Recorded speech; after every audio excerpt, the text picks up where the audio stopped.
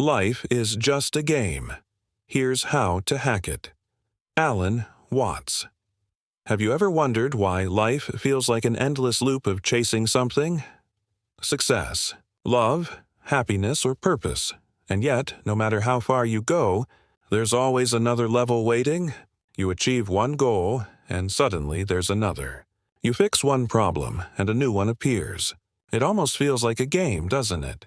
A game that keeps presenting challenges, rewards, and lessons until you learn how to truly play.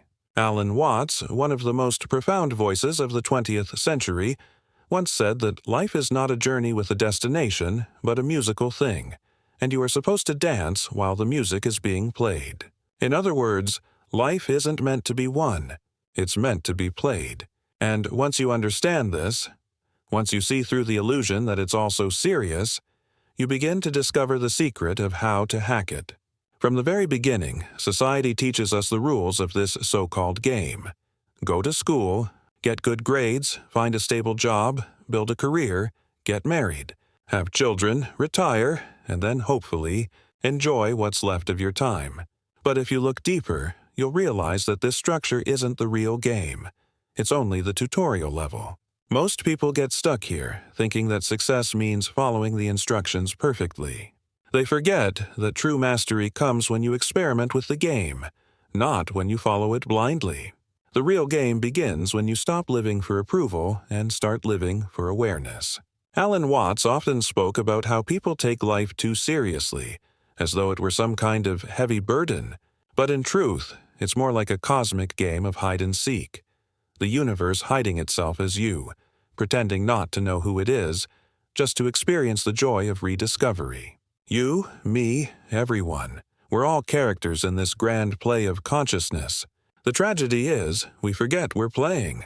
We start believing the roles we take on are who we really are. The job title, the name, the nationality, the beliefs, they all become layers of identity that mask the real player underneath. But when you wake up, when you become spiritually aware, you realize that you are the one behind the mask, the observer behind the experience. And that's the first big hack of life. Remember that you are not the character.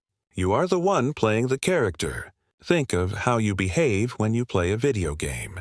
You try things, you fail. You experiment. You fall off cliffs, make mistakes, get attacked, but you don't take it personally. You don't throw away the controller because your character died once.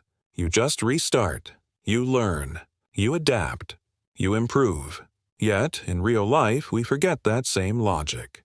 When we lose a job, fail an exam, or experience heartbreak, we act as if the whole game has ended. But it hasn't. It's just another level, another opportunity to grow and try again. This is why Watts said that the meaning of life is just to be alive. It's not about reaching the end. It's about playing fully at every moment. One of the most powerful hacks in this game is detachment. But detachment doesn't mean indifference. It means learning how to play without being consumed by the result. The moment you take the game too seriously, it stops being fun. You become tense, fearful, desperate to win. But when you approach it lightly, with curiosity and courage, something magical happens. Life starts to flow. The challenges don't disappear, but your relationship with them changes. You stop resisting what's happening and start dancing with it. You realize that every obstacle is a puzzle, every setback is a new quest, and every ending is just the beginning of another level. The next hack is awareness. Most people play the game unconsciously. They're moved by habits, emotions, and social pressures without ever realizing it. But once you awaken, once you start watching your thoughts and actions as if they were happening in a movie, you gain power. You stop being a victim of the game and become its strategist. You start seeing how your emotions are triggered, how your mind creates fear, and how you keep repeating patterns that lead you to the same outcomes. Awareness is like getting a map. Suddenly, you know where you are, and you can choose your direction. Instead of reacting to life, you start responding to it. Another hack, and perhaps the most joyful one, is playfulness. Watts believed that the universe itself is playful, that existence is a divine game of creativity and expression. Everything you see, from the stars to the smallest leaf, is the universe playing with form and color. And we, as conscious beings, are part of that same play. When you start treating life as an art form, something inside you changes. You stop comparing your journey to others. You stop fearing judgment. You start expressing yourself freely, boldly, joyfully. That's when you truly begin to live.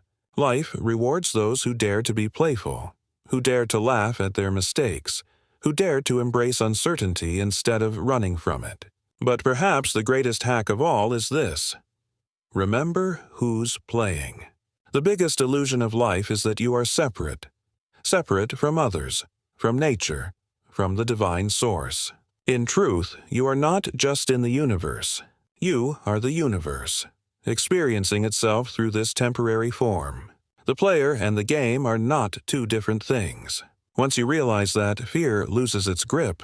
You no longer worry about failure, rejection, or even death, because you see that the real you was never in danger to begin with. You are the consciousness behind the experience, eternal, infinite, untouched. When you start living with this awareness, life becomes lighter. You begin to see beauty in small things: the sound of rain, the warmth of sunlight, the laughter of a stranger. You realize that happiness isn't hidden at the end of the game. It's scattered all around you, waiting for you to notice. You stop trying to control the outcome and start trusting the flow. The universe, after all, knows how to play better than any of us. And maybe that's what Alan Watts meant all along, that to hack life is not to control it, but to understand it. To see through the illusion that you're a separate player struggling to win, and to awaken to the truth that you are the game itself, unfolding, expanding, and endlessly creating. Once you see that, life stops being a burden and becomes a magnificent adventure. You start moving not with fear, but with wonder. You stop asking, "What's next?" and start saying, "Let's see what happens." Because the real secret is that there's nothing to win, only everything to experience. And when you reach that level of understanding, you stop rushing, you stop worrying, and you begin to truly play.